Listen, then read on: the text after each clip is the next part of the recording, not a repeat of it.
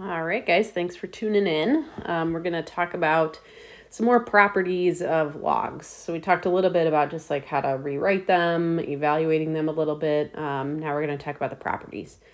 So the first big one is called the product property. So that says if you have a single log with a base b and two, could be three, four, whatever, things inside the parentheses that are being multiplied, you can actually expand that a little bit by saying the log base b of the first thing, so m, added to the log base b of the second thing, so n. So you keep the same base, but you're just splitting it up by adding the two logs together. That's called the product property. So it can go both ways. So if you started with this, you could do something called condensing it to get it back to that first thing and making it one log.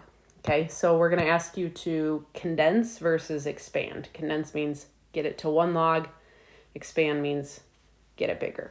Okay, so that's exactly what we're asking you to do here. So first thing says let's condense into a single logarithm.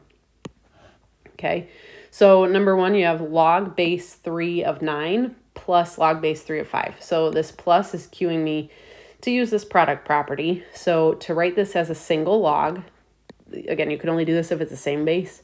So these do have the same base. So I'm going to say log base 3 of, and then you just multiply these two things together. So 9 times 5 would be 45. And that's it. Okay, so if I kind of wrote that step down here, oops, be log base 3 of 9 times 5, which is 45. So that's a single log. We're not solving it or evaluating it, just rewriting. Okay, so same thing on number 2. You have two logs with the same base. Remember, it's an invisible 10. So if I condense that, I can write log of, and then this would be 6 times x minus 3, right? With addition, you change it to multiplication. And then I could clean that up a little bit just by distributing. So now this is log of 6x minus 18. So again, that's just condensing. We're not evaluating or anything, just condense. Okay. Why don't you pause me, try number 3, and then come back. All right, so this one, again, same thing, natural log. So these both have the same base of that invisible e. So I have my natural log, and then it's just 4x squared times 3x to the third, and then just think about your exponent rules, right? Simplify that a little bit. 4 times 3 is 12, and then with the same base, again, the x, we add our exponents, so natural log of 12x to the fifth, okay? So then you can go the other way. So that's making it into one log. We can also ask you to expand using the product property. So we're starting with one log. There's actually multiple ways you could do this. We just want to break this up into two things. So if I think about like 72, 72 is like what two numbers multiplied? There's several, right? I could maybe just say like it's 9 times 8. So if this is the log of 9 times 8, I can split that up as saying it's the log of 9 plus the log of 8, right? You could say the log of 12 plus the log of 6, the log of 1 plus the log of 72, right? There's several, but that's just one. Okay. Number 5 is a little trickier. So if I wanted to make this into a multiplication question right here, I could say like that's the natural log of 9 times 1/10, right? Wouldn't that be the same thing? And then expanding it just means split it up. It's the natural log of the first one plus the natural log of the second one. Okay, I think that's enough of those. So that's the product property. Second one, very similar, just kind of the opposite. So the quotient property. So instead of multiplication like the first one, now you have division. So again, if you start with a single log and you wanted to expand that, division is going to change to subtraction. So this would be the log base b of the top thing minus log base b of the bottom thing. Okay, so again, only if it's the same base. So first thing, again, we'll ask you to condense. So take two logs, make it into one. So these are both natural log, so I'm going to keep natural log, but it's just going to be that first thing divided by that second thing. Okay, so I'm kind of going reverse of what that property started as. If you can simplify, go ahead and simplify. So I think we can do 96 divided by 6. That's just 16. That's it. Okay, second one, again, if I wanted to condense that, these are both log.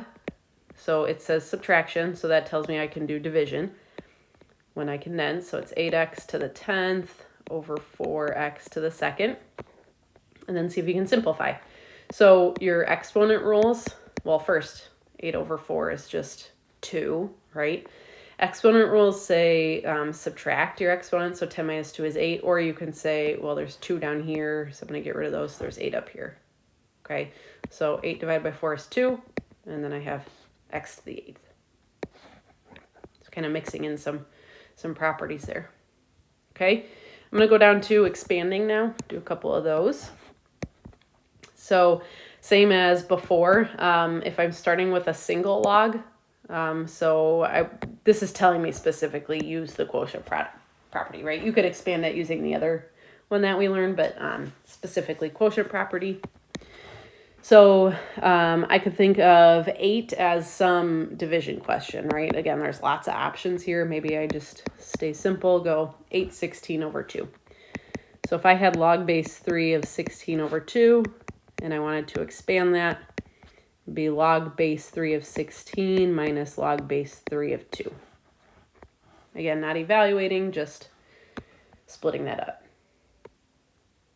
Okay, so 11, same thing. This would just be natural log of 3 minus natural log of 4. And last one would just be log of x minus 7 minus log of x plus 1. Okay, that's it. All right, last one that we'll talk about for today is the power property. So maybe you remember this from last year, but the power property says if you have log base b of something with an exponent, you can take that exponent and move it to be in front of the log. So that would actually look like n times log base b of n. So you're basically just making it not an exponent anymore, but that's a property of logs that we can use.